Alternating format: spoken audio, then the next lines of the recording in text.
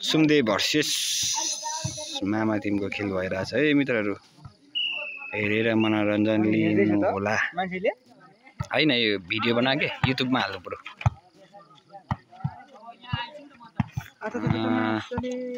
पोक्पा मामा टिमको काली भाइ पोक्पा भनेर चिनिन्छ उहाँलाई। धेरै राम्रो खेलाडी हाम्रो एरियाको। अनि यो भाइ अहिले सट हानेको भाइ राम्रो रहेछ। जितेन्द्रको भाइ कान्छा उमेर कलिलाई भाइ हो। यतिको भाइको स्पाइकलाई मैले सल्युट गर्नै पर्छ। सुम्दे चाहिँ 7-8 मिस पनि छ है साथीहरु। यहाँ चुकुले भनेर चुकुलेले सुम्देबाट फर्स्ट हान्दैछ। सेकेन्ड त्यही जितेन्द्रको भाइ कान्छा। राम्रो छ खेल। यो खेलहरु हेर्दाखेरि भाइहरु राम्रो खेलिरहेछन्। तर हाबी भने चाहिँ मामा टिम नै छ। मामा टिम धेरै अगाडि नै छ नम्बरमा। यो काली भाइको खेल हेरिँदैछ। पहिलो पटक हो मैले भाइको खेल हेर्दै गरेको हैन। नाम चाहिँ धेरै सुनेको हो। हेरौं के कस्तो छ भाइको खेल। यो सुम्देको लिपको चाहिँ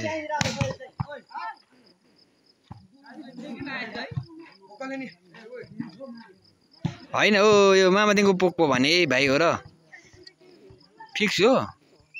खेल त खै मेरो जति मात्र देखिन्छ त। यसो जोक त गर्नु पर्यो नि मित्रहरु।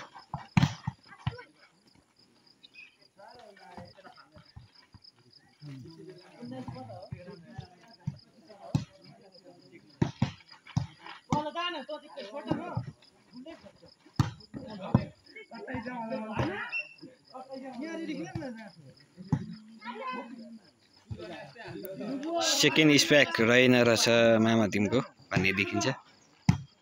यसो सानो भाइहरु पनि छन् के 12-13 वर्षको।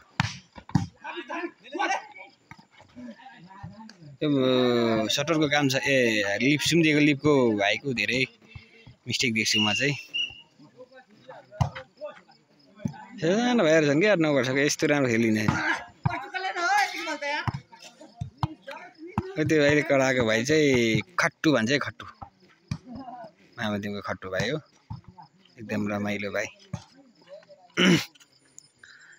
घमासान खेल भइरहेछ तर के अगाडि मामा टिम नै छ अझै नम्बर।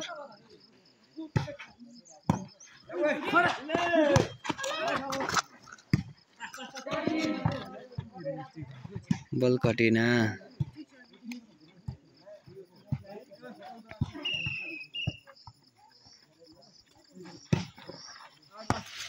आहा झन्नै भलगरको मोबाइलमा चुट पुग्न आयो। क्षति हुन चाहिँ आयो।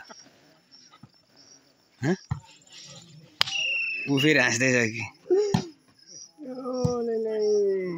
आयो यो लैलै भन्दैछ।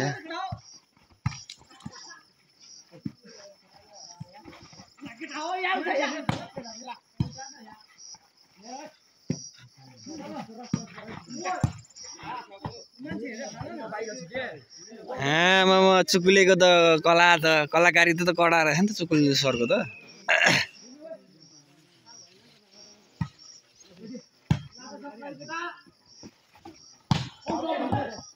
यस्तो पनि हुन्छ अनि पोक्पा यो त थोक्पा भयो त।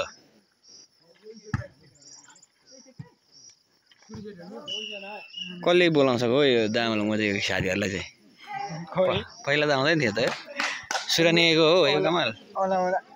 सुरानी पनि कला खतरा खेलाडी हो गाँठे।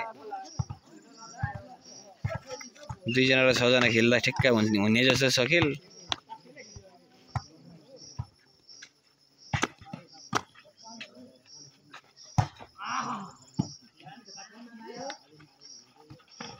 ठोक्नु पर्ने यार। देब्री खै और हाबी देब्री त नि रहन्छ छिटो रहेछ एकदम मान्छे।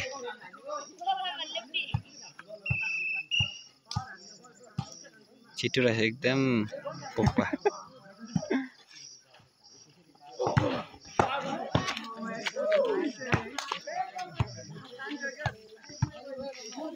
सोझो सेट मामा टिमले जित्ने भयो।